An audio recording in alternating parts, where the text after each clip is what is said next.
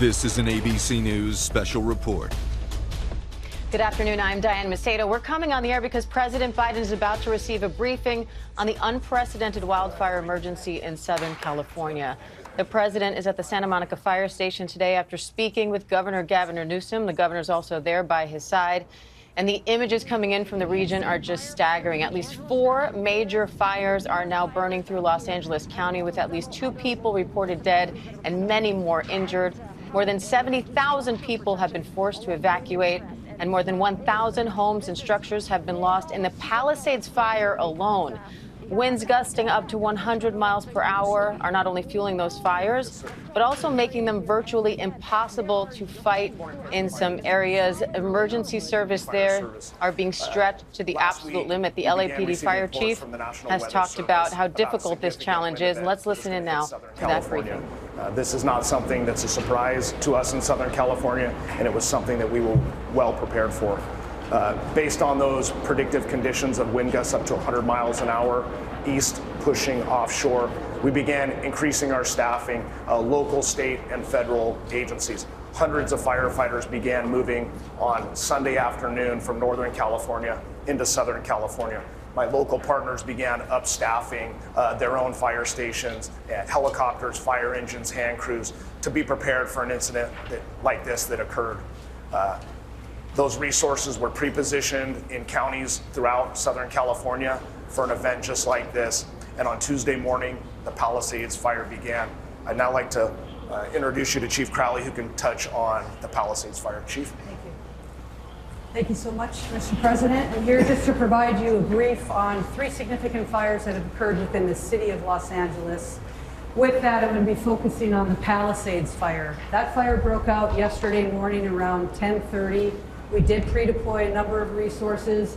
We knew there was a potential for a significant threat to our constituents due to the weather event. High winds. I've never seen the winds in my 25-year career. So we leaned forward as much as possible and pre-deployed. With that, we had a significant amount of fire that occurred. We had an aggressive fire attack. The fire has grown from originally 10 acres to 10,802 acres as we speak. It's an active firefight with our firefighters, and they're doing their very best to protect our people within this area. Interesting enough, because of the winds and the low humidity, we had a second fire also break out, and that was the Hearst fire, which is just north of that area. Again, this was close to 11,000 acres. This is close to 500 acres that also broke out. The information that I want to share with you is also the significance of multiple fires in the area within the city, but also the county. That's the second fire that actually came out, and we're actively engaged in that firefight. The third fire then broke out this morning at 4 o'clock in the morning, in which we have an active firefight there as well. We're working with our local jurisdictions, our state, regional, as well as federal. So we're doing everything we can to protect life first and property next. We'll go ahead and then pass this off to Police Chief McDonald. Thank you. Thank you, Chief. Mr. President, it's an honor to be able to be here and be part of this and represent the men and women of LAPD and policing to support our partners in the fire service. What we saw here in the last 24 hours is unprecedented. I've never seen anything like this. Fires driven by the type of winds that we saw up to 100 miles an hour. Our role out there is strictly support, to be there for evacuations, to get people out of the affected area, to be able to provide for traffic control, and then crime suppression as the fire is fought, and someone may come in and try and take the opportunity to go into these homes and steal from them. So we're going to be on top of that.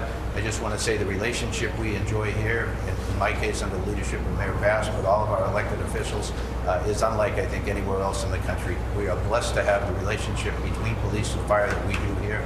Unfortunately, we do this kind of thing frequently, never to this level, but I can't say enough about how important that is. And as we go into the next 5 years with the Super Bowl and the World Cup and the Olympics coming up, it's critical that we maintain those partnerships. So thank you for this opportunity, sir.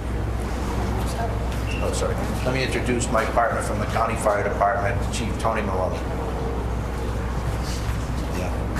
So thank you, Mr. President. I'm going to be giving you an update on our Eaton fire, which is east. The county starts all the way up in Lancaster and goes all the way down to the Long Beach border. We go from the county line at Ventura all the way out to Pomona, 4,300 acres. So we have a fire east of the Palisades fire that began last night. It's called the Eaton fire. It's currently 10,600 acres, 0% containment. We have over 750 firefighters on the line.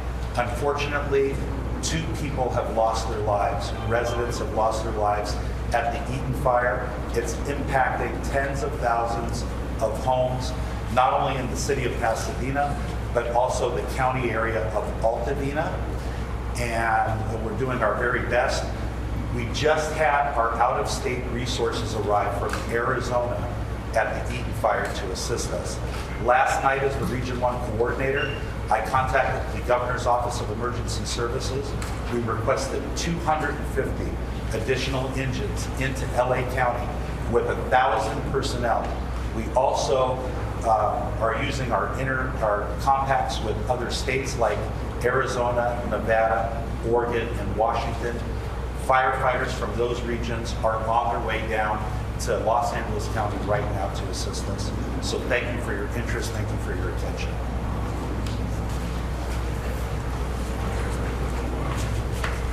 The governor asked for a declaration provides for everything from the government to we're signing today. Folks, the fact is that I directed DOD, Department of Defense, to rapidly provide additional firefighting personnel and capabilities. Also, California National Guard is adding 2 modular air firefighting systems units, and 2 more are being ready for the National Guard, the Nevada National Guard. And 4 more are coming from the Northern Command, and 10 Navy helicopters, water delivery buckets, are coming down from San Diego. We're prepared to do anything and everything as long as it takes to contain these fires and help reconstruct, make sure that we get back to normal. It's going to be a hell of a long way. It's going to take time. So we need the federal government's here to stay as long as it needs everything we need. As many of you actually haven't gotten that. Quite the contrary. Mr. President, just first of all, that major disaster declaration we approved. Next level of appreciation on behalf of all the residents here in Southern California. As the chief said, we had pre-positioned assets this weekend in anticipation of these weather events. The complexity of multiple fires, the likelihood these weather events, this wind event will continue over the course of the next many days. Impacts of over 1,000 structures already that have been destroyed, 100,000+ people that have been evacuated, lives lost, traditions, lifestyles, places torn asunder. This means the world to us, and just publicly, because I think this is important, the president happened to be in the region, in town. It's impossible for me to express the level of appreciation and cooperation we received from the White House and this administration. So on behalf of all of us, Mr. President, thank you for being here, but not just being here today. Thank you for being here since the minute of this incident. There was a 10-acre fire, less than 24 or so hours to go. Deep gratitude. It's astounding what's happening. Only one piece of good news, my son lives out here anyway. They got a notification yesterday that their home was well burned to the ground. Today, it appears that maybe still standing, I'm not sure. But the good news is, I'm a great-grandfather as of today. My granddaughter. Baby girl, baby boy. So I remember this day for a lot of long reasons. Thank you, press. Thank you,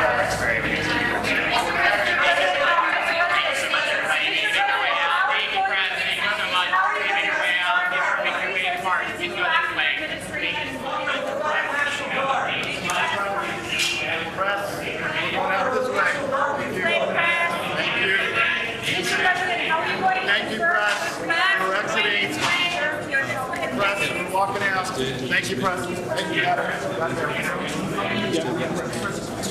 We're looking at President Biden there at a Santa Monica fire station, having just been briefed on the unprecedented fire emergency in Southern California. The president's calling it astounding, and we just heard from some of the chief officials there dealing with that, including the county fire chief, talking through the latest developments with the Eaton fire, now consuming more than 10,000 acres, and that is just one of 4 major fires now burning in the area. At least 2 people are dead, many more injured. I want to bring in our chief national correspondent, Matt Gutman, who's in Southern California near the Palisades fire. Matt, walk me through what you're seeing and why this wildfire is so unique, even for this area. I mean, we're talking about one of the most densely populated parts of the country, LA County, one of the most ferocious extreme windstorms that we've seen in over a decade, and it is bone dry out. Diane, you know, this is a major disaster, as we have been seeing. The reason we're down here on the Pacific Coast Highway is because you cannot get any signal up on this road. But we had to drive through what was basically a tunnel of fire to get here. This is still very much an ongoing situation. Firefighters, where they can, are still trying to put out flames in high-rise buildings, in stores, in homes. But we have seen with our own eyes many hundreds of homes. And you can see, looks like this apartment block behind me, that's about to catch fire, is catching fire. That smoke cantilevered over this. This is still very much ongoing and will likely be through tomorrow when the wind begins to subside. But I don't think I've ever seen anything like this.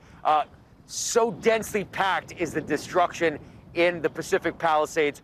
Stores, supermarkets, the high school, and many, many hundreds of homes, Diane. We heard the city fire chief say in her 25-year career she's never seen winds like this. The LAPD chief calling it unprecedented. Matt, talk about the challenge of having to fight 4 major fires, and they have many more going on too, but these 4 major fires all at the same time. That's right. Earlier today in that press conference, fire chiefs were saying, hey, we are strapped, we are tapped out, we have no more resources. And that's why, Diane, we were driving through very large neighborhoods, having spent hours there, and we didn't see a single firefighter. They are just too stretched thin over a very large area in LA County. That's why they're surging reinforcements here, personnel and equipment, but it hasn't come quickly enough. And a fire chief told me this morning there's nothing that can be done to combat wind that is this fierce because it just turbocharges all those fires. And we've seen it. One little ember gets into the eaves of a house, and within 30 minutes, that thing has burned to the ground. And this is the kind of fire behavior that I haven't seen in 10 years of covering fires pretty regularly. And fire chiefs and people who have been experts in this for 25 years say is incredibly unusual and particularly dangerous, Diane. And Matt, the president just said he has signed a disaster declaration. The governor thanked him for that. How much do you think that's going to help, and what is this area going to need most now? I think it's going to help in terms of funding and resources, because what we saw there is the decimation of a town. This was one of the wealthiest enclaves in America, with some of the nicest stores, some of the most palatial homes, and the infrastructure is destroyed. The downtown business area is destroyed. Schools are destroyed. Places of worship are destroyed. They are going to need a Herculean federal effort to assist the state and local effort to try to get this town back on its feet, if that even can ever happen. I mean, we drove to places, neighborhoods that I've known for years because my family lives here. I couldn't recognize the place. The place has completely changed because of this fire, ripping through so many countless of hundreds of houses and businesses. It is going to take a very long time and a lot of resources to rebuild this community, Diane. It sure is. Our Matt Gutman there from near the Palisades fire. Matt, stay safe, and we are looking there at an image from our KABC chopper. You can see, again, 4 major wildfires burning in Los Angeles County, dozens more smaller fires burning there. Emergency services are really stretched at their limit. So far, more than 10,000 acres contained, 2 people dead, many more injuries. We will continue to stay on top of this story on ABC News Live, on abcnews.com, and David Muir will anchor a special edition of World News Tonight from there in Los Angeles. I'm Diane Macedo in New York. Right now, we'll return you to your regular programming. This has been a special report from ABC News.